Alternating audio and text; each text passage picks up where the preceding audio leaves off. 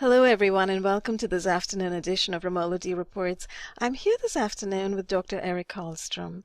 Dr. Karlstrom is a professor emeritus of physical geography and environmental geography from California State University. He's also had a lot of teaching experience in various other universities all around the U.S. And as a retired professor, he has been building websites and collecting information and doing research on various other subjects, some of which we've been talking about on this podcast on occasion. Subjects like Agenda 21, global warming, the hurricanes that have been ravaging the United States and Puerto Rico, etc. And we've also been talking about mind control, the history of MK Ultra, the history of mind control projects and neurotechnology, projects in the United States over a long period of time. And that really is going to be the basis of our conversation this afternoon, where we kind of look back across the last century and try to find out when and how exactly mind control began to become a thing among the intelligence agencies, and how it became a subject of great interest to military and intelligence researchers, and the trajectory that it's taken across the years, right from the 20s onward, right up now, through the 70s, through the 50s to 70s with MK Ultra, through the 40s with Project Paperclip, and so on, and bringing us to the present day when a lot of it went underground and is currently surfacing in the reports of very many people who are reporting being victimized by mind control and neurotechnology and directed energy weapon technology. So Dr. Karlstrom is going to be on audio this afternoon because we've been having some issues with video. So we're just kind of hoping that the audio is going to work out. So hi, Eric. How are you doing? And welcome. Yeah, hi, Ramola. Yeah, thank you. It's we've had an hour's worth of technical problems trying to do this with our system on Skype, on the computer with visuals, and now we've kind of taken a fallback to just the phone. I hope this works. But yeah, let's just assume it will, and we'll plunge ahead. Just to give an introduction, I have 3 websites that are pertinent to the topics that you've just outlined. Absolutely. Particularly on the GangStalking issue, GangStalkingMindControlCults.com, which is an outgrowth of 911NWO.com. And then the website that is most actually pertinent to my own career and research is naturalclimatechange.org. Can you hear me okay? Brilliant. Yes, absolutely. Yes, I can hear you, thankfully. Yeah. Okay. And we're being recorded. Everything looks good at this end, so we'll just plow ahead for now. Well, you did a good job of outlining. Yeah, we're dealing with programs that have evolved over the past century. And I have taken kind of a historical point of view to try to understand the totalitarian system that we're in now. And yes. I think it's been a good approach across the board. Absolutely. We really need to go into the history very often to try to understand what's going on. And certainly many people are looking around and seeing the state of affairs in the country today. And this didn't just happen overnight. There's been long decades of preparation, right? Absolutely. And so much of this has been classified research. The top CIA mind control research of Operations Bluebird, Artichoke, MK Ultra, Often Search, you name it. This was more secret even than the Manhattan Project to build the atomic bomb. And the weaponry that has evolved from these programs, including non-lethal weapons and mind control, are actually considered to be as potent or more potent than nuclear weapons. Because when you can control people's minds, and roboticize them without their knowledge, then those in power, of course, can call all the shots. They don't have to worry about these pesky dissidents and whistleblowers. they can just take them out secretly, silently with their directed energy weapons, their Which non-lethal weapons, etc. Which in fact they're doing. And, you remind me of something that Tesla said. I don't have the exact quote, but he said what's brewing currently is the seeds for a technology that's going to be so destructive that it's going to be worse than any bomb, any missile, anything that, the world has seen so far. Yeah, absolutely. And of course, many people have said that. And much of what we're dealing with is Tesla technology, which has been weaponized by the militaries of the world, particularly United States, Russia, Soviet Union, Britain, Germany, the Illuminati-controlled countries, if you will, have developed and honed these in secret operations. Absolutely. Going back even before World War II. Yes, now I think many people would be surprised to hear anybody say that, Russia as well is a country that's Illuminati controlled. I think people understand that Britain, the US, and, large parts of Europe are Illuminati controlled. But as for Russia, Japan, Asia, I mean, we do know there are connections. So those might be some of the kinds of things that you could elucidate for us. Well, certainly. I mean, the Bolshevik Revolution of 1917 was a Illuminati takeover. Kind of an extension of what happened in the French Revolution.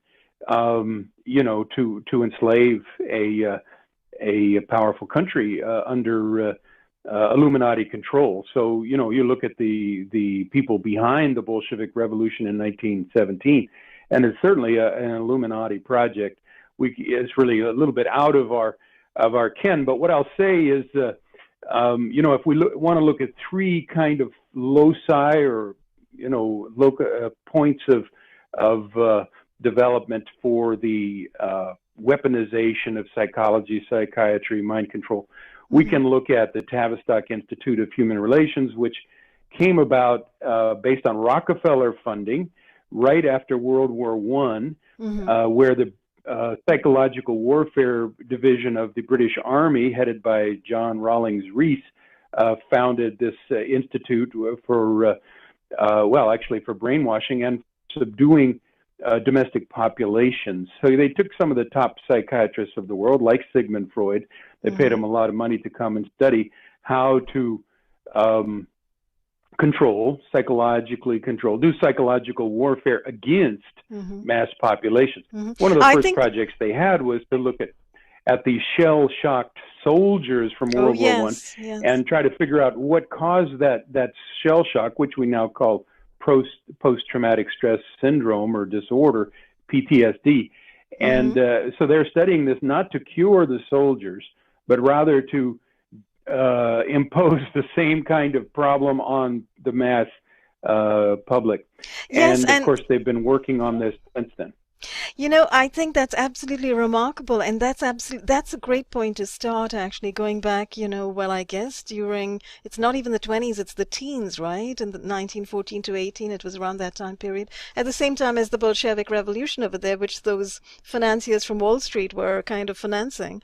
And here you have in Britain, you have these Tavistock strategists sitting around trying to figure out how to mind control masses of people. So, actually, perhaps we can ask the question, why would they want to do that? Who were these people? Why do they want to control mass populations?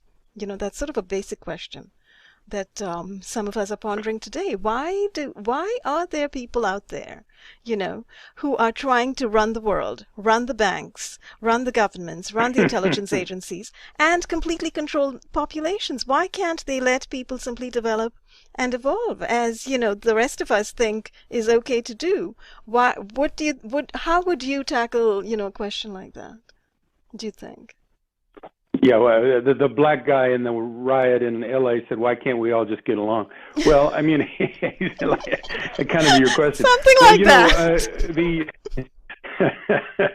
Okay, so the articles that I'd like to draw on today, Ramola, are from an extended series of articles that I wrote upon retiring in 2011. I live in Crestone, Colorado, a small town of 1,500, which is kind of UN, United Nations of all world religions. And I thought it was pretty cool at first, to have all these international people. But it turns out it was more or less, its modern identity was founded by UN magnate Maurice Strong, who is a close colleague and I guess you could say gopher of the Rothschilds and the Rockefellers, member of the Committee of 300 himself, former MI6 intelligence agent, and a billionaire industrialist himself, who claimed to be the savior of the planet and was starting all these different United Nations conferences well, he started so many different environmental groups in the United Nations. He was the just Secretary General of the Rio Earth Summit in 1992, which of course rolled out Agenda 21, Agenda for the 21st Century. Well, the way they wanted to sell this was through eco-spirituality and the New Age movement. And the New Age movement, if we look deeply, and this is part of my extended series, is Crestone Bacca, the Vatican City of the New World Order, an expose of the New World religion. So in 2011, I lived in Crestone. I noticed there were lots of crazy things going on there, and not just New Age people saying crazy things, but also it seemed like intelligence officers just controlling the town and coming in and out of the town as if they owned it.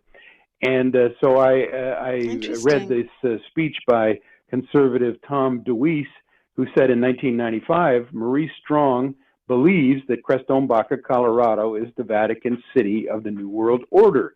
Well, that got me interested. I said, what do you mean it's the Vatican City of the New World Order? It's the little town I live in. So I started researching. And by the year 2015, I Xeroxed off a 1,200-page single-spaced document on 8 by 11.5-inch pages. And, and tried to give it to some local libraries, some of which took it and some didn't. By that time, it had 12 major parts and some 12 appendices. Okay, so there's a long way of trying to answer your question. I start out, part one, the UN, Maurice Strong, Crestone Bacca, and the New World religion. Okay, what's going on here? Part two, the Rockefeller and Rothschild empires, the Freemasons, and the birth of the Illuminati. Part three, Illuminati and Freemasonic structure, origins of Pharisaism, Kabbalah, which is the black magic system of Judaism, Synagogue of Satan, and connections to the New Age plan. Part four, the controllers, and in parentheses, the Jewish controllers and their destructive mission. Part five, how the controllers control us, the corruption, the co-option and corruption of culture and institutions.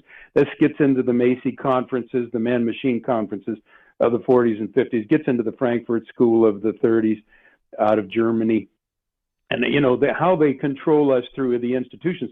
And then part six, mind control, history and applications. Took me all of the year 2012 to research and write this article. It was like entering Dante's ninth circle of hell. Yes, I read that. Yes. Yeah, to study the history of mind control is to go to some very, very dark, occult, satanic places. It's very hard reading that material. I have the same experience. Just reading that makes you ill. Just looking at the information and just seeing what's been done. Horrifying. Yes. And so, when it is extremely important for us to talk about these things, and I really, suggest people might want to take a look at this series of articles that's on my 911nwo.com website under New World Religion ? Subheading. Okay. And several of these are also on my GangStalking mindcontrolcults.com website. Yeah, this compendium of articles sounds really very comprehensive and very interesting. It almost sounds like, a kind of book in progress, or half a book, or a novella. Well, it would be at least 4 books right now, and perhaps it does need to be published, although there would be some risk involved, I think, because and by taking this historical approach, what's really ironic, Ramola, is that. Okay, the year 2012 was when I wrote this article on the history of mind control. The year 2013, well, in this article about mind control, I laid bare all of the techniques, or most of the techniques, or many of the techniques involved in the global gang stalking program. Oh, right, yes. In the year 2013, I realized I was being gang stalked. Now, isn't that an interesting coincidence? Oh, no. Well, that's awful. That almost sounds... Oh, well, Isn't that yeah, synchronistic? really. Now I can study it on the street too, you know. Mm. So my part 7 is electronic mind control and electronic weapons. Part 8 is cult connections. Part 9 from UFO cults to 9/11, and part 10, 11, and 12 have to do with kind of what's happening in Crestone Baca to answer the question. So I felt like all of those topics needed to be addressed before I could figure out if Mm-hmm. Crestone Baca is the Vatican City of the New World Order. And as it turns out, it's a rather extraordinary research journey I've gone on, not related to my, profession in physical geography, soils, landforms, and climate change, but very kind of related to my pursuit of spiritual truth, which has always been in the background for me ever since I was a young guy. Mm-hmm. And so this got me then into this world of occult secret societies and all that nonsense. Mm-hmm. But this is in fact what's taking over the world. And you say, why can't we all get along? Well, because these secret societies, which are largely based on the Jewish Kabbalah, like Freemasonry is, and the Rosicrucians also, it's a black magic satanic system. Mm-hmm. And these are black magic systems. They want to take over the world. They don't look at most human beings with any respect. They look at us as goyim or beasts or cattle. Mm-hmm. And the CIA has adopted that attitude. And as Douglas Valentine says in his book, The CIA as Organized Crime, how illegal operations corrupt America and the world. He says the CIA looks at everybody as cannon fodder or as lab rats. Mm-hmm. Well, now many of us are actually being used as lab rats, as they were throughout the MK Ultra experiment, and as the Nazis did during World War II. Mm-hmm. Joseph Mengele, for instance, he didn't start his mind control experiments after coming to the Americas through the rat lines in the Vatican and the Operation Paperclip. He started in Dachau during World War II, experimenting on prisoners and doing, just totally. He's also Right, known as absolutely. the Angel of Auschwitz, Yeah. and so he one of the most evil men perhaps in the history of the world, if you look at, his And track record, was interestingly enough, he yeah. was one of the people who was rescued and brought over here, by the United States government and given his own lab and given money and given work over here so that he could continue his mind control experiments. Yeah, and again, you have to look at this international elite that is behind these nation states, which includes the Rothschilds and the Rockefellers, who are doing the funding. So yes, he would have been trained at the Frankfurt School and the Kaiser Wilhelm Institute for Heredity, Genetics, and Anthropology, or something like that. Mm-hmm. And which was later renamed the Max Planck Institute. But going to the original right, yes. places of mind control, we talked Tavistock Institute, which is going on since the end of World War I, and employing top scientists.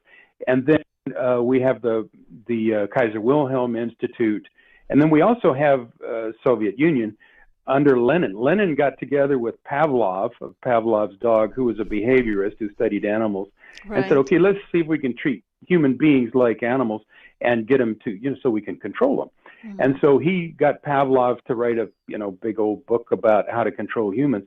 And then, of course, he used that information to weaponize psychiatry and psychology in the Soviet Union. And ever since then, of course, they were able to say, whoever is an enemy of the state, whistleblower or whatever, they're crazy, and we'll get the psychiatrists to say they're crazy, and then we'll throw them in the institutions or the gulags, and then we'll just, not let them out. Mm-hmm. So this is now what's happening in America. So again, you have to see that there's a overarching international ruling elite, which of course has to do with the international bankers, that is funding this to control the world, and they have had a plan to do this for a long time. It's articulated in the Illuminati documents of 1776, and they say they want to destroy the family, they want to destroy the nation state, they want to destroy all religions, they want to destroy private property, They want to destroy the monarchy, etc. So there are no institutions that can stand in the way of their complete totalitarian control of the world. It's rearticulated in Marx's a Communist Manifesto. He was a Satanist, a Jewish guy who turned Satanist and actually worked for the Rothschilds. It's rearticulated in the 1897 Protocols of the Learned Elders of Zion, which is a declaration of war against non-Jews of the world, and a battle plan for how to win. So, these documents, and of course, silent weapons for quiet wars, or quiet weapons for silent wars, or whatever. There's lots of documentary evidence that shows up through the centuries if we care to look at it. And I've got some of these things posted on my website, including a lot of information about the Soviet psychotronics and whatnot. And again, it all goes back, about 100 years now or more, and it's not new. But what has happened is these weapons have become more and more sophisticated. They've been developed by our top university professors in concert with our intelligence and military agencies. Yes, and, exactly. In this article, I name names. I mean, I name the names that I basically reviewed about 50 books. And I just took the information from those books and I just cobbled it together into a summary. So, this is not rocket science on my part, but it is very important information. Absolutely. And I think what you've just done is actually given all of us an insight into how you have all of these people, these international financiers from different periods of time, going back to the 18th century, literally, if you look at the Rothschild family and so forth, working literally over the centuries to consolidate their wealth, their power, and then coming into the 20th century, using these already established, of course, secret societies and cults to kind of push their agenda forward. And then actually, if you look at the 20s and so forth, and you look at both the Tavistock here in Britain, and you look across the world at Russia, with what Lenin and Pavlov were doing over there, it's very interesting that there was that concomitant interest in controlling the minds of, the public, the regular population. And that's something that when you go back and you look at it, it's extraordinary to just look at it, just to see that there's been such an obsession with controlling the minds of men and women and controlling society, breaking the family and so forth, as you say, when you look at the documents and you see these strictures actually laid out. You mentioned something that I actually had not known, that Marx was a Satanist. That's really interesting. I don't know how many people know that. Oh, very much so. Yeah, there's writings to indicate that. He would dabble in poetry and whatnot, and he would. He's a darling of the left, right? Spill the beans.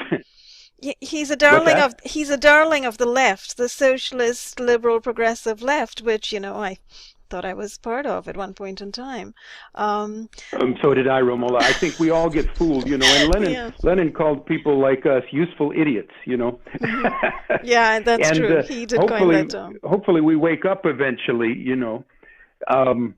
But yes, but Marx had us all fooled, you see. Figure and academic. Yeah, Marx had us all fooled because Marx had us all fooled really well because, he was all about the public good, so to speak, socialism and, doing things for everybody, etc. But there was a crossover line there, right, between socialism, communism, entering into fascism.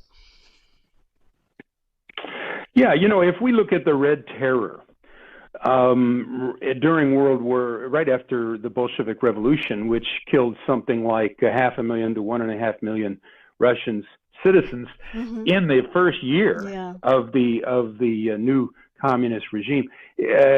Some researchers like Eustace Mullins say that it was funded by the Harriman family out of New York City. So what we see is these top financiers are funding all different economic, political aspects, including the Nazis, interestingly enough.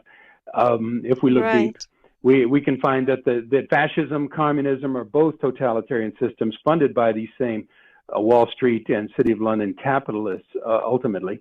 And they're ways, for social control. And of course, the strongest social control of all can be now wielded with these non-lethal weapons, these mind control weapons. Oh, yes.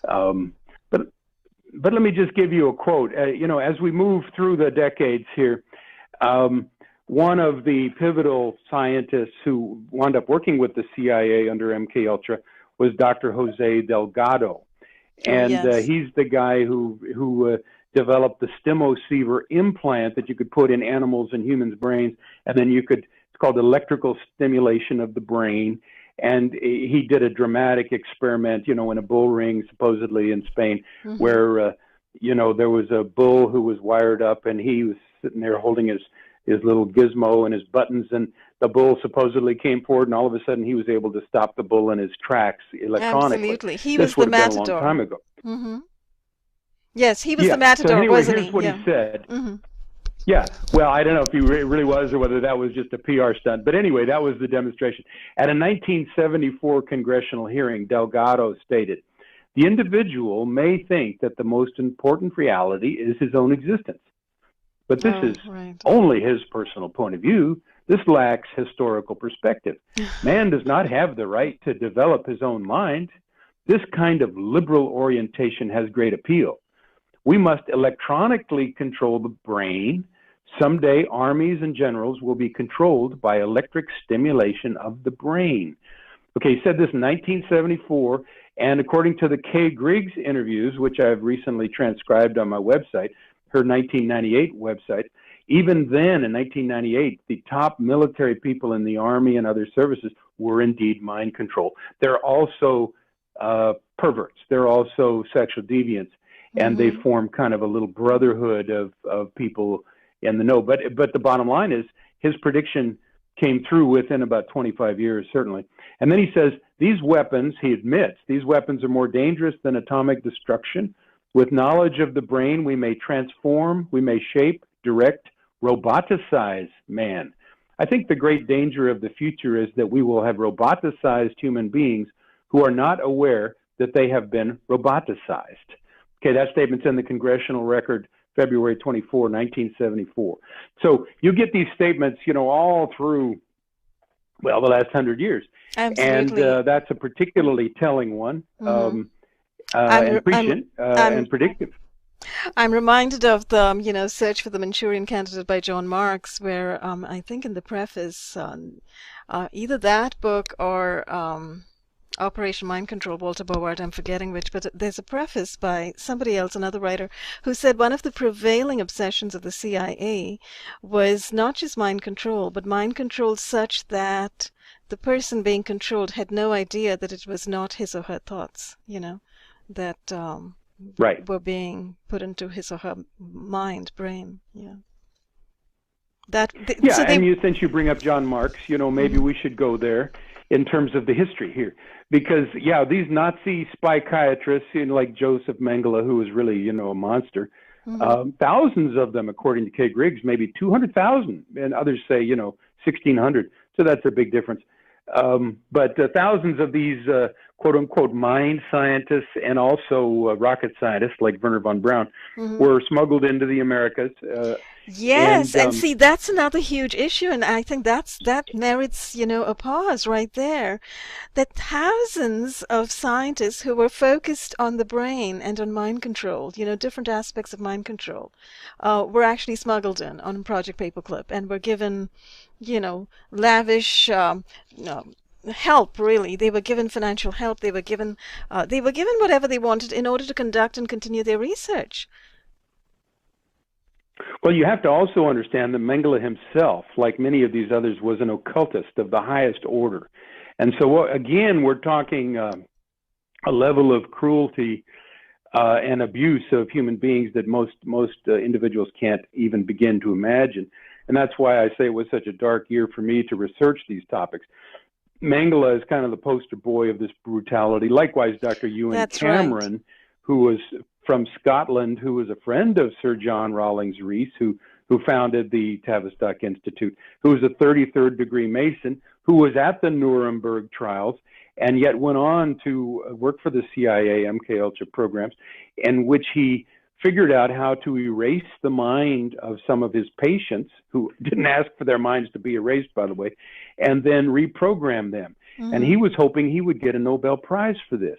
He was head of the World Psychiatric Association, the U.S., the American Psychiatric Association, the Canadian Psychiatric Association. In other words, he was the top of the heap. And you look at his experiments, and they're the most horrific thing you can imagine. Oh, they were sadistic. They were brutal. They were savage. Savage. People can't even imagine what this guy did. And yet he was, again, hoping for a Nobel Prize. I know, shocking. Dr. Colin Ross talks about this in his book Bluebird, which is about Operation Bluebird, which was just a couple before MKUltra, and talking, about the whole system. And he, tells how, for instance, Linda McDonald, who was a 26-year-old Canadian housewife who went to see the famous Dr. Cameron at McGill University at the Allen Research Memorial Hospital, and she had relatively mild postpartum depression.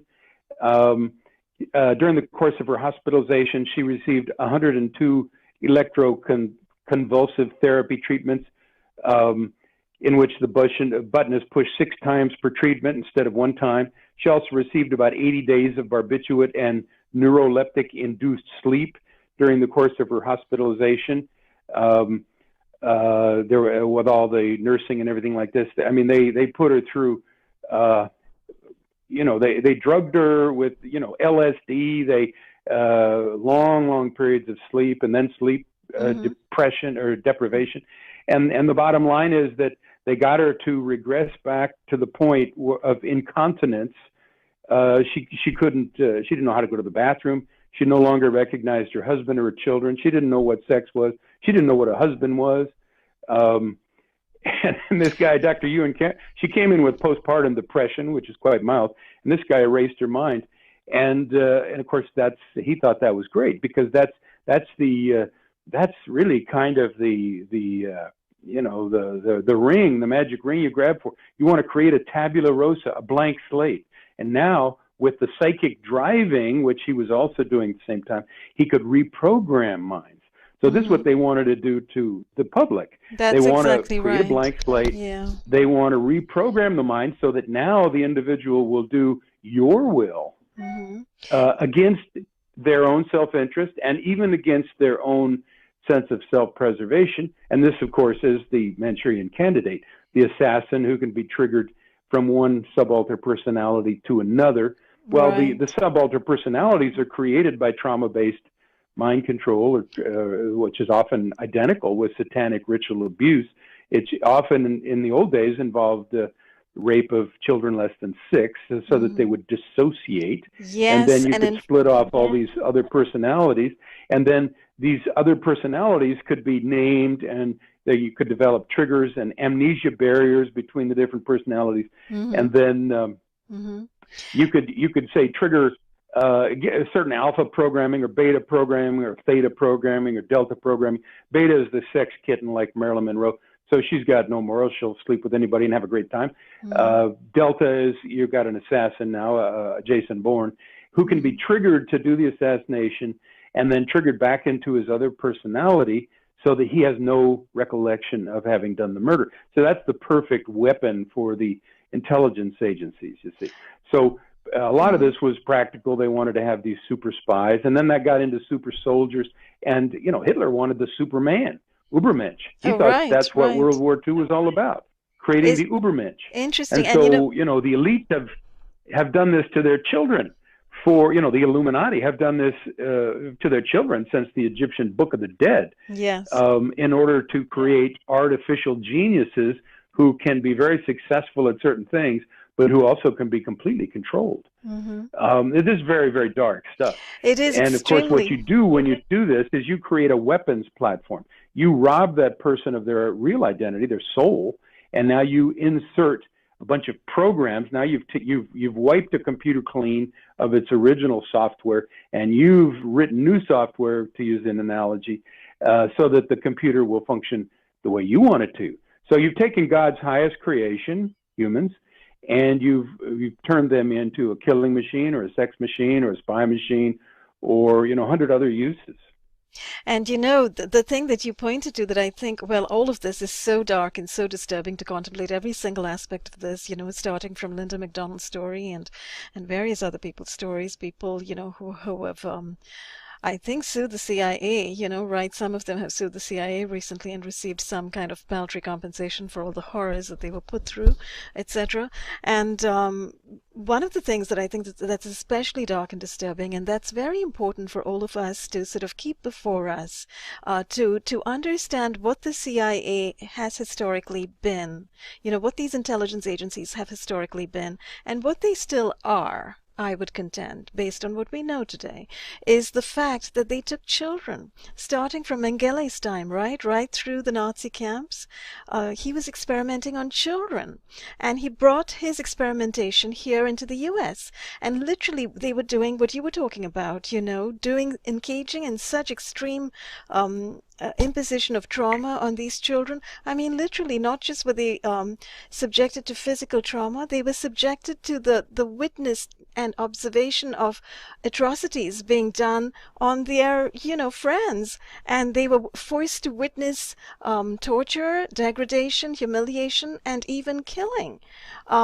In order to completely break their minds, to splinter and fragment their minds into those alters, create those front alters, the front personality to present a face to the world, and then all the other alters that could be programmed with these trigger words and trigger language and so forth.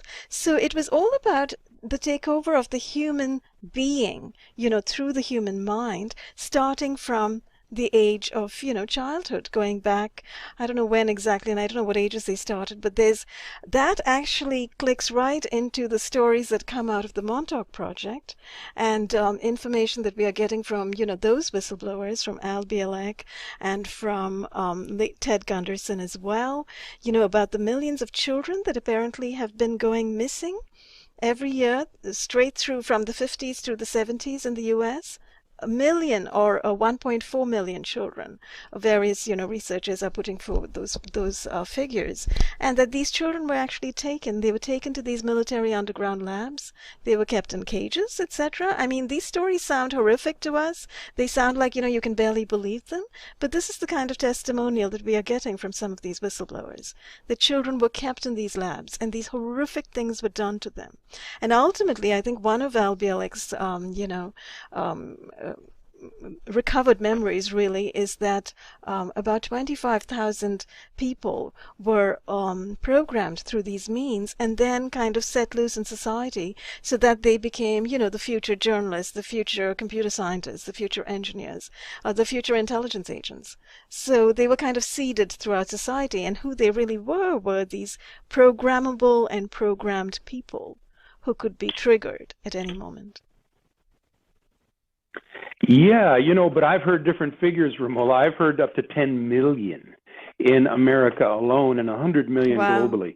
In other words, the products, the Monarch program. The Monarch Project, it's a word having to do with the Monarch butterfly is kind of the operational end of the MK Ultra experiments. And there are various experts that estimate 10 million. Now, and these people would be heavily represented in the entertainment field, in the sports field, in the political realm, of course. Mm-hmm.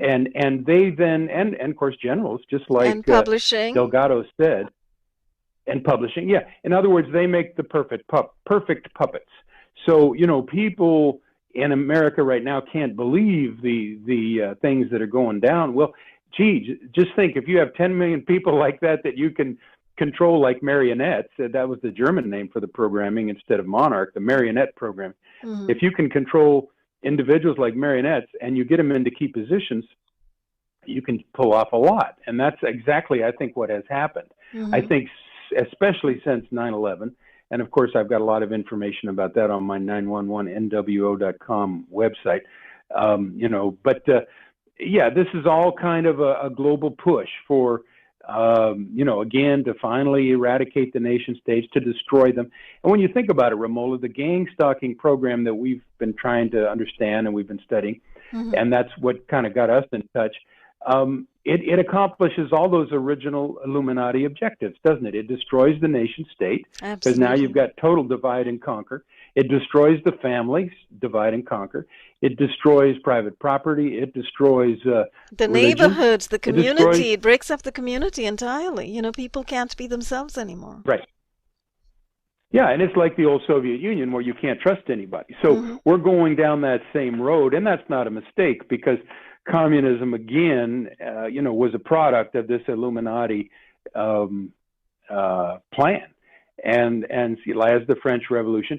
And I think America, unfortunately, right now is very, very closely poised to undergo a kind of a takedown, much like the Bolshevik Revolution. You have to remember that after the Bolshevik Revolution, when the communists, mostly Jewish, by the way, controlled that country, 66 million, at least 66 million Orthodox Christian whites were exterminated in the gulags, etc., according to Alexander Solzhenitsyn, who wrote the Gulag Archipelago. I've heard estimates up to 100 million. And that actually is a smaller figure than what happened in China. So I don't need to be racist on this. But what they wound up doing is devastating Russia over a 70-year period. And I think that the current plan is to do that to America. But right now we are still useful as the enforcement arm of the New World Order. We're conducting these wars for them in the Middle East, etc. But only some of us are considered useful, you see. Yeah, they do want to destroy from within, and only some of us are considered useful. And I think they've got this plan not just for America, but for the whole world. But certainly a lot of attention is being focused on America right now. I mean, look at the Georgia Guidestones, right? They actually have put that out there. They think 500 million is sort of, the best thing to be for the Earth, etc. They have these ideas that, the Earth can only support a certain number of people, etc. And they've also got the Daigle.com website, which I understand is connected to the intelligence agencies, and it's got various figures for an extraordinarily reduced population in every country. So they are looking forward to some kind of genocide, and they're already engaged in kind of a slow kill genocide currently. Obviously, with all of the many different assaults that we are facing, the chemtrails, fluoride in the water, all sorts of chemicals in our food supplements, etc. Everything has been taken over. Even the air that we breathe, because we are breathing stuff that's just being rained down on us from these aerosols. Yeah, well, I mean, these are huge subjects, and we need to talk about them, but I think we can get some overarching patterns here and see that it is this global elite that, with this long-term historic plan for world takeover, and we can identify them as being a relatively small handful of individuals at the top, and we can identify their MO, and we can watch how they move through history. And that's what I think my articles do.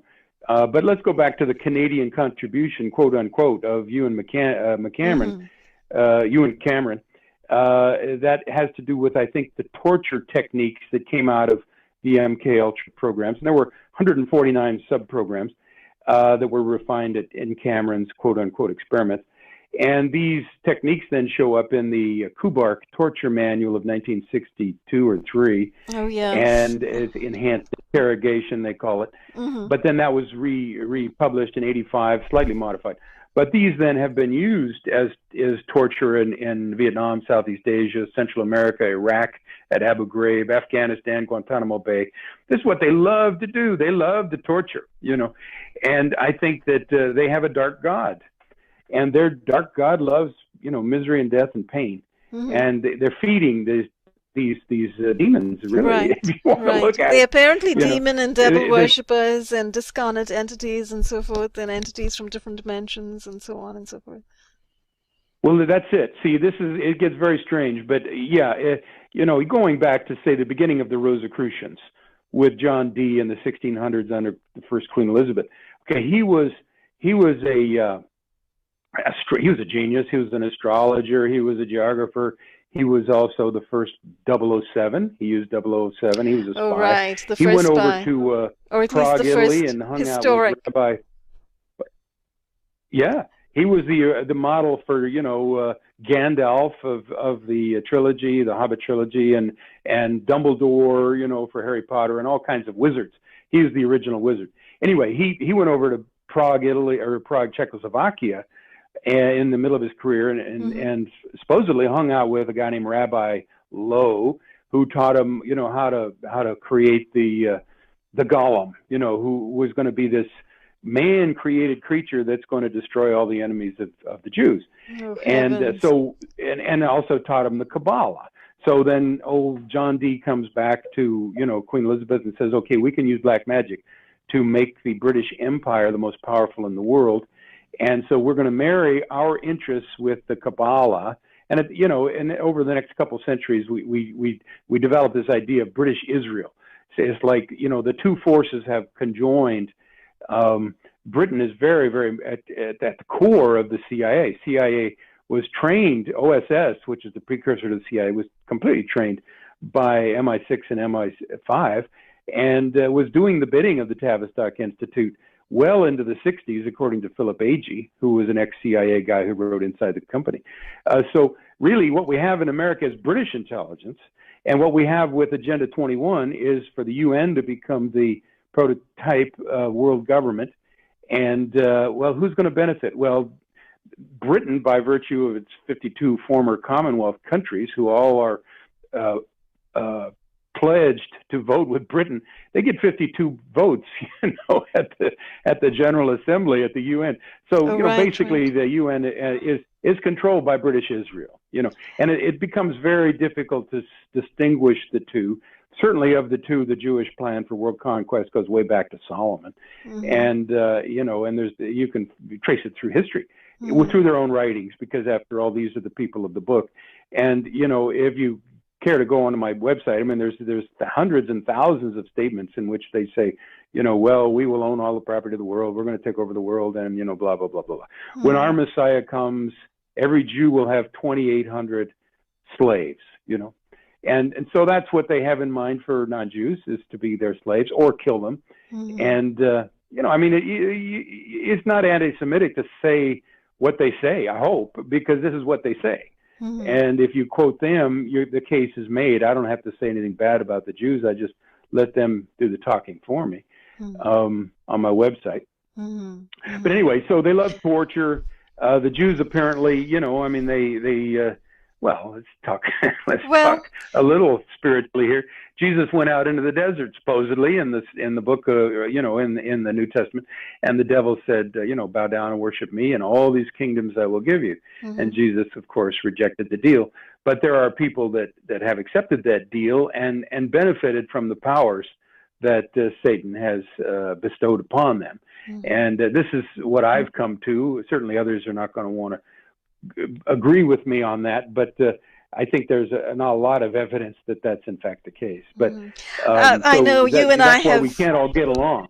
We've talked about the Jewish question before and the Zionist question before, and a lot of people, I think, understand that the quest for Zion and the Zionist empire is also behind a lot of this British quest for empire as well. It kind of seems to coincide.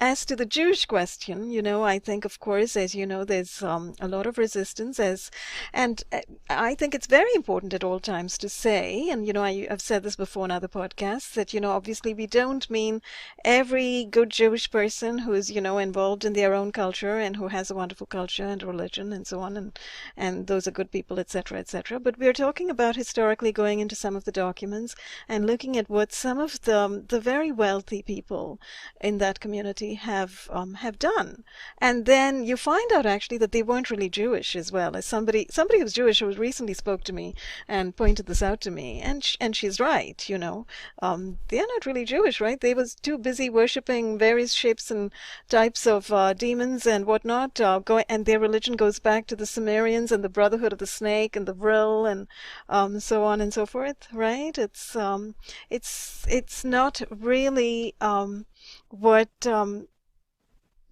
many people who are Jewish today worship. I don't think they worship snakes, for instance, right? So there's a bit of a difference, I think. Well, yeah, I mean, this is a huge issue, and of course it's very contentious, and Right. it's certainly not politically correct to be anti-Semitic, but I again, if we look at the documentary evidence, but in terms of who's a Jew and who's not a Jew, I mean, they say that 96% of all the world's quote unquote Jews are actually Khazars from the ancient Oh, kingdom of right, right. Khazaria and the southern Caucasus of Russia, and that there's a very small number of actual Hebrews within the present stock. But there's so many lies surrounding this group of people that it becomes very, very difficult, to even get a accurate census of how many there are. So maybe we better. It's kind of like a tar baby. We better Right, not go there. right. But No, yeah. structure is strategy in slow motion. So whatever the elite is, if they can get their people in top positions of power, and you have all these hierarchical systems, and the people at the top, like Donald Rumsfeld was Secretary of Defense during 9/11, and Paul Wolfowitz, the neocon Jew, was the Assistant Secretary, and likewise you had as Assistant Attorney General Michael Chertoff, who then destroyed the evidence of 9/11. He's Jewish as well, and then he went over to become the first head of the new Department of Homeland Security, and of course brought in people like Marcus Wolf, who's also Jewish, who's with the East German Stasi, to design the DHS. And then he goes off, Chertoff goes off, and he forms whatever Chertoff group or whatever that's now profiting on surveillance equipment. So again, you start to have to look at these behind the scene connections, and I've done that, and many Mm-hmm. people have done that, Mm-hmm. and True. these people do profess to be Jews, and so True.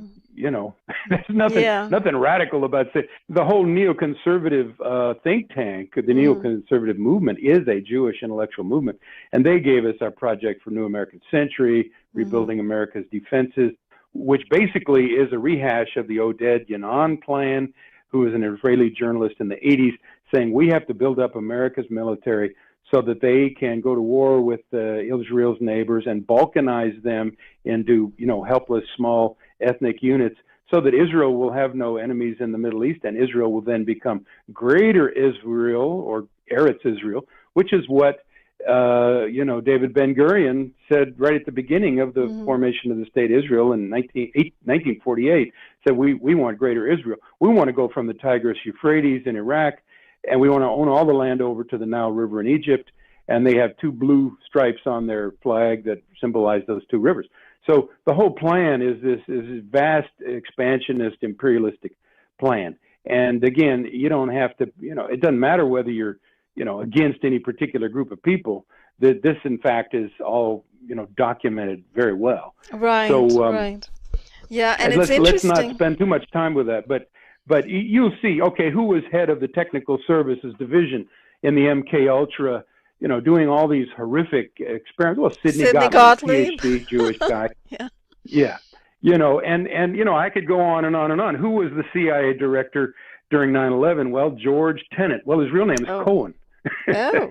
Is that a coincidence? I don't know. In other words, structure is strategy in slow motion. You put your Mm-hmm. people in the top positions, Mm-hmm. and you do that through a network, a syndicate that controls, the economic system of all the world. So anyway, And they were let's go also, back to, and they were also Masons, right? Freemasons. When you see pictures of people like yes. Richard Helm, for instance, you see, who was director of the CIA at around the same time that Sidney Gottlieb was the technical director. You see pictures of him, holding his Yeah. hands in those very Masonic signaling style positions. Oh, yes. Masonry, as it turns out, is a Gentile front for Judaism, and all of the degrees are based on the Jewish Kabbalah.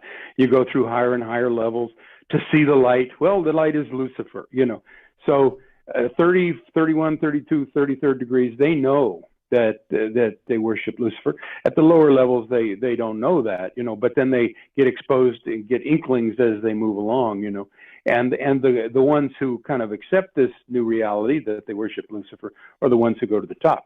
So now you have the Luciferians controlling, again, the useful idiots who are kind of the front, the the PR front for Masons. There's a lot of good Masons who don't know what's going on. Just like I'm sure there's a lot of good Jews that don't know what's going on, you know. But that doesn't change the fact, you know. Yeah, absolutely. So anyway, yeah. Because we're talking about entrenched power structures. What's that? I'm sorry, we have a delay. I didn't mean to talk over you. Yeah, we're just talking about entrenched power structures, is all I said. Yeah. And, you know, it would appear, and, you know, you just shared a little video that was supposedly maybe a training video for gang stalkers. It would appear that there's a lot of people who will do just about anything for money. And now that America's got a lot of poor people, because we've outsourced industry and manufacturing, and we've consolidated agriculture into a few hands. So now where are they going to get their work? Well, they can go into the information technologies, you know, the you know, Silicon Valley type stuff, or now they can go into spying on their fellow Americans, you know, with pretty good checks for some, you know. Spying, stalking, surveilling, using weapons, you know, literally using weapons, because you've got InfraGard being trained to use weapons. So these are some of the hidden realities. Weapons. Electronic weapons is what we're talking about. Electromagnetic weapons is what we should say. But of course, the military has euphemized that and calls them electronic weapons. Very good, yeah. Well, you know, and so then it becomes a mentality of, you know, what kind of person is going to take that money to go ahead and attack, you know, their brother, their sister, or their neighbor, you know. And it turns out, you know, that human nature does appear to be kind of frail. But listen to what George White said. He was the head of Operation Climax, which is part of the CIA's MK Ultra program. He on retiring, he wrote a letter to Dr. Sidney Gottlieb, and he says, among other things, I toiled wholeheartedly in the vineyards because it was fun, fun, fun. Where else could a red-blooded American boy lie, kill, cheat, steal, rape, and pillage with the sanction and blessings of the All-Highest? Well, he was OSS during World War II. He rolled over into the CIA, and you know, he's doing terrible, rotten stuff. He was a special ops guy, the kind of person that Kay Griggs is talking about in her interviews. Her husband was a Marine Corps, Princeton graduate, a special ops guy. In other words, a killer, professional killer, a Jason Bourne type. Now, how much of that is mind control, and how much is just that, you know, they could get people who just, you know, are kind of demented, you know, I don't know. But there's people out there who will do these things, for sure. Yeah, and, you know, it's interesting how everything is actually predicated on what you started to lay out there. It's the black magic, the occultism, the Kabbalah. It's this interest in Satanism, death and destruction. That sort of underlies the whole enterprise, you know, right from the beginning. And so when you look at what the intelligence agencies are doing now, the amount of stuff that they're keeping hidden and that they're calling classified, that they're saying, you know, is national security and information about which could put Americans at risk.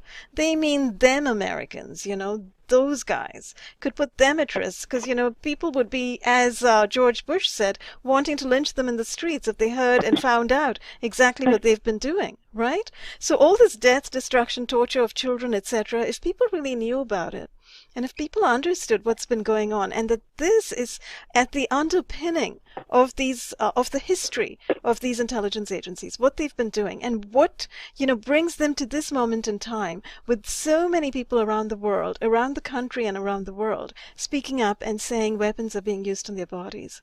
You know, if people only understood that there's that real historical timeline, and there's a real satanic timeline, there's a Satanist timeline, there's a Luciferian timeline, trauma-based mind control timeline. You know, this, in other words, where we are today is very much a kind of endpoint of where we allowed these agencies to be, you know, 5-6 decades ago, and then they've been come up over this time period, over the decades to this point. You know, then it becomes a lot more understandable what's going on currently. Yeah, and I think we can look at the analogy of the Masons. Okay, who are the people that get, you know, kind of promoted up the ladder first? Well, those are the people who, you know, really go along with the secret program. In other words, psychopaths. And so they move up to the top. And the ones who have no empathy whatsoever, right? Who can kind of close their consciences away and lock their sensitivity away and their awareness away and just do these awful things. Right. And so they are rewarded by this financial system, which we're all in, And Yeah. Kay Griggs, again, in her interviews, which I've transcribed, and maybe we can talk about sometime. Oh yes, we should. She talks about how the dynamic of the rising stars. Well, the rising stars are the ones who would sleep with their bosses, basically, and we're talking homosexuals now. Right. They will do anything to curry favor. In other words, they will prostitute themselves. Mm-hmm. And then they go right to the top. Well, is that the kind of country we want? That's so bizarre. Run by these sexual perverts? I know. The stuff that, Kay Griggs has revealed, the information that she's brought forward is absolutely shocking. It's absolutely mind-boggling.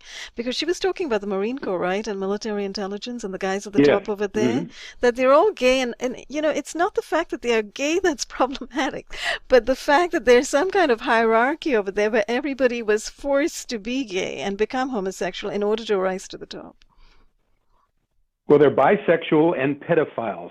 Yeah. Now, if someone's gay and bisexual, I guess that doesn't bother me. But if someone's a pedophile, that bothers me a lot. Oh, and yes, definitely. I would do anything. Yeah. I would do anything to wipe that person out if I found out that, if I caught somebody doing that, I'd kill them. That's what I'd do.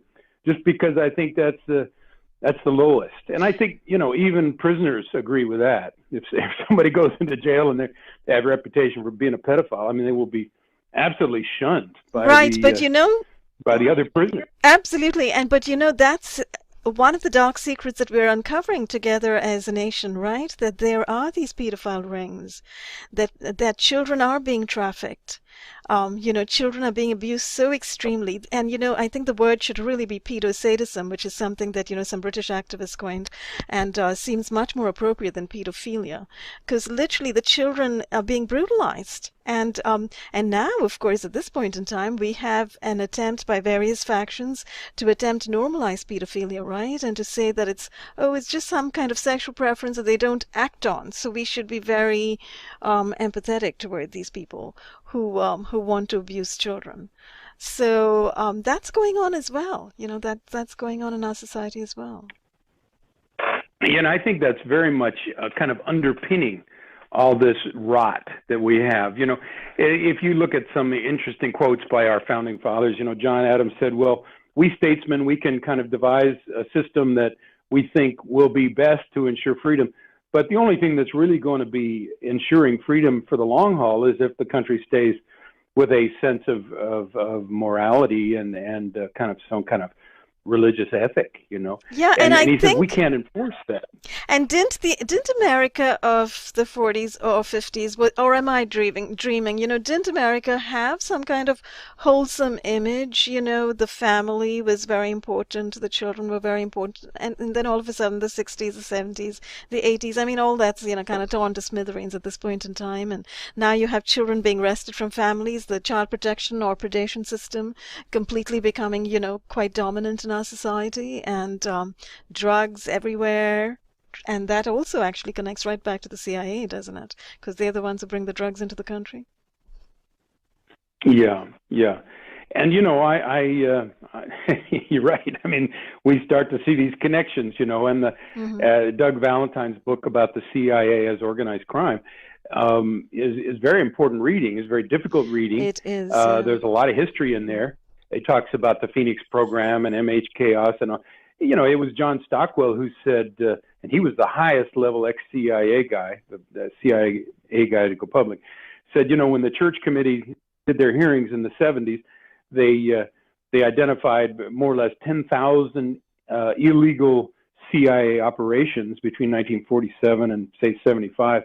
And every one of them was illegal. Every one of them was a crime. But the CIA has always been above the law. And, they start feeling like they can play God. Yeah. And literally, I think many of the top people have actually kind of, made the deal with Satan that I mentioned earlier. Oh, right. And give me the kingdoms of this world and I will get on my knees and I'll worship you, Father of this world, So we really are dealing with an important spiritual aspect to this, I think. True, absolutely. And I think many people would agree with you. And in fact, when you look at what they're doing, the history of what they're doing, they're kind of playing around with dimensions and breaking barriers between dimensions and all this stuff as well. And the all of the intelligence agencies, but I think at this point in time also the military, right? I was kind of dipping into the CIA's organized crime, and I do have to sit down and read it at some point.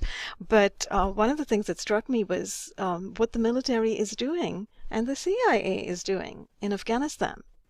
And particularly in Afghanistan and in Iraq, and how we've had so many news reports of these family parties being killed.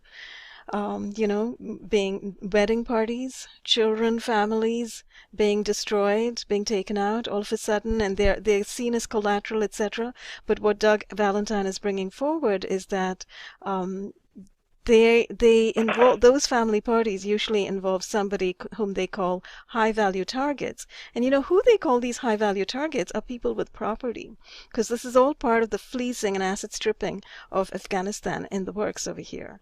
They're really trying to take over the country and take over the property of people. So they're trying to take out the property owners. And the way they attack the most is when they're at home or with their families. And that's why you hear all these news reports of these bombs being dropped on these family parties being taken out. Because they've figured out that, Afghanistan is, and this is, of course, a whole different subject probably, but they've kind of figured out that Afghanistan is a very wealthy country, and they're kind of mapping and taking inventory of all of the mineral wealth of Afghanistan and so on and so forth. And they've been there now for what, 18 years? They're not just growing opium, right, in those fields, but they're also coveting all those minerals that are found in large quantities over there in Afghanistan. So that to me is absolutely shocking, because it's sort of my part of the world, Yeah, it's good old-fashioned imperialism, neo-colonization, neo-colonial, occupation, Yes. and through terror. I mean, Yes. these are the real terrorists, and they have refined the means of terrorism. And they used to call it that what they were doing is counterinsurgency, and now they call it counterterrorism, but it's the same thing. It's the same thing, I think it's important at this point in time, in this point in history, for people who can see this, who can understand this, to actually say it. And I think many people are indeed saying it, but I think it's so important for people to say these guys are the actual terrorists. These intelligence agencies, these military groups, they're acting like terrorists. They are wreaking terror on families, communities, societies. They're destroying the world. They're destroying the fabric of our lives. Well, and again, we need to understand the basic principle that the CIA and these intelligence agencies do not and never have served the American people. They serve the financial elite. Yes. And you're talking now Wall Street and the City of London. And so they serve empire. Mm-hmm. And they also do it through, every means of terrorism and deception. And, they control, to a large extent, the media. They control, perception management. That's their bailiwick. These people are probably the greatest criminals in history. Yes, the world. Exactly. And that's a great point to bring this, toward an end, Eric, for this session. At least I'm just looking at the time, because that's where we are. That's kind of the history of these intelligence agencies, these secret societies, these central bankers, financiers, etc., and these power-hungry, psychopathic megalomaniacs who kind of have brought us to this point in time. And unfortunately, they're still, they've got a grip over our society still. And that's funny. Just a second. I'm sorry. Okay, that's all I right. gotta turn this off. Okay, sorry. That's all right. My computer, iTunes just came on. Okay, sorry. Go ahead. That's all right. You're right. We have to. I was just going to say, what do you think? Where do you think we are at right now? And we kind of have an understanding of what's going on with all of these dark programs, which are still continuing, right? We know they're continuing, and that's what we talk about very often.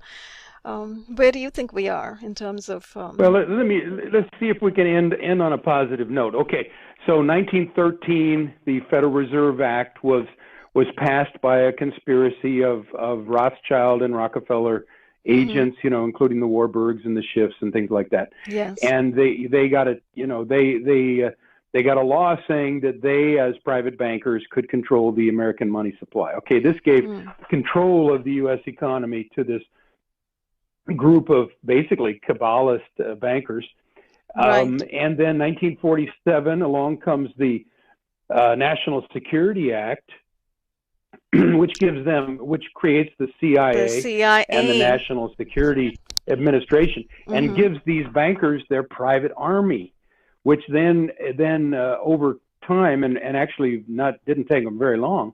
If you read L. Fletcher Prouty's book, The Secret Team, the CIA and its allies in control of the United States and the world.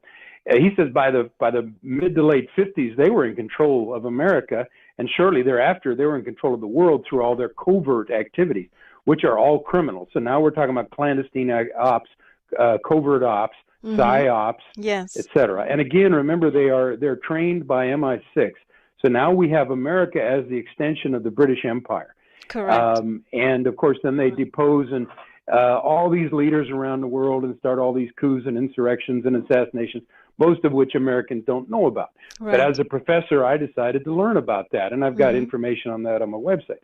Okay, and then the School of the Americas, right?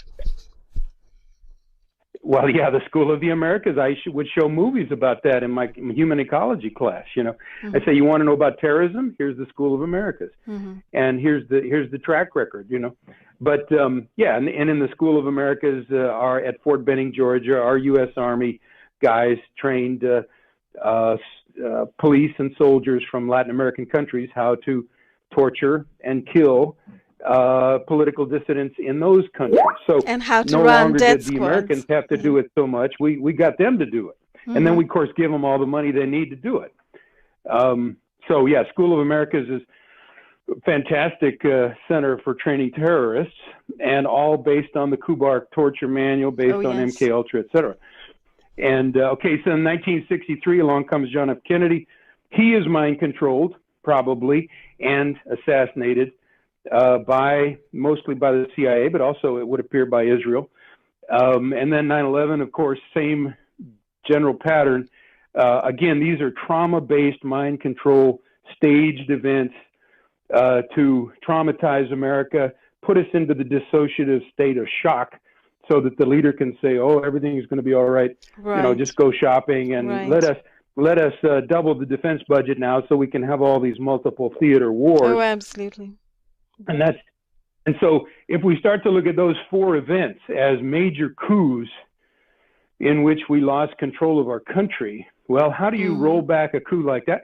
Well, let's say if we repeal the Federal Reserve Act of 1913 and give Congress the right well, they've got the right, it's in the Constitution for Congress to print our money, but it was taken from Congress with the Federal Reserve Act. So let's repeal it. Let's do what Kennedy wanted to do, break the CIA into 1,000 pieces. Absolutely. Of course, they broke him into 1,000 pieces.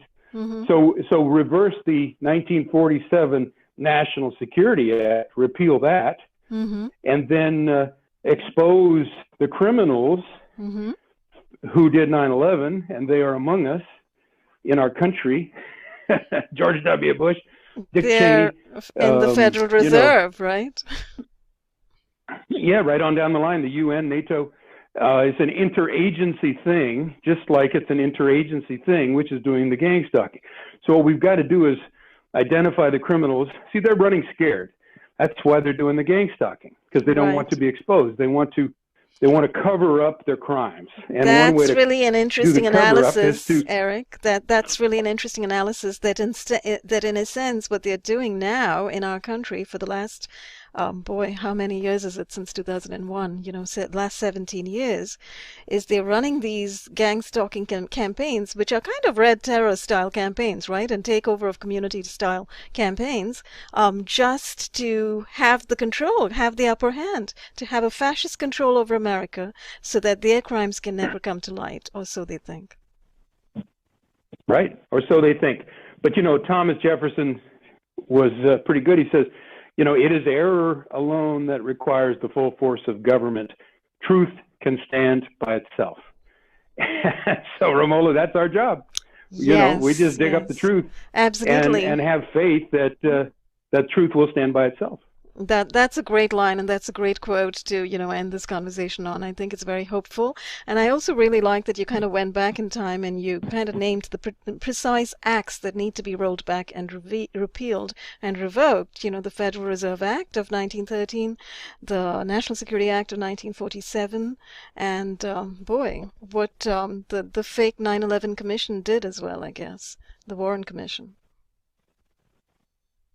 Yeah, those two commissions, of course, were total whitewashes. So if we can get truth on Kennedy assassination and truth on 9/11 And the Kennedy. and repeal those other two acts, we have a chance of restoring America to being a decent country. Right now, it's falling apart fast with this gang stalking, divide and conquer strategy, I think. Absolutely. Oh, and one more thing is secrecy. The secrecy that, Yes. has come into play since the 1947 National Secrecy Act, and with this proliferation of intelligence agencies that we've got going currently, everything being classified, everything being rolled under the carpet, everything being hidden, and horrific things going on. Boy, that secrecy, I think that's got to go, right? So. Well, yeah, and Dr. Ronnie Kilda said, in her book, Bright Light on Black Shadows, that more crimes have been committed under the shield of national security than all of the crimes committed by the mafia over history. And I think she's right. In other words, this is a complete con. The people that are eliciting national security, and you mentioned this in your interview with Joanne Conaway, what do you mean national security? This is a global problem. They're trying to destroy America. They're operating, FBI and CIA are operating globally now. Yes. They don't care about America.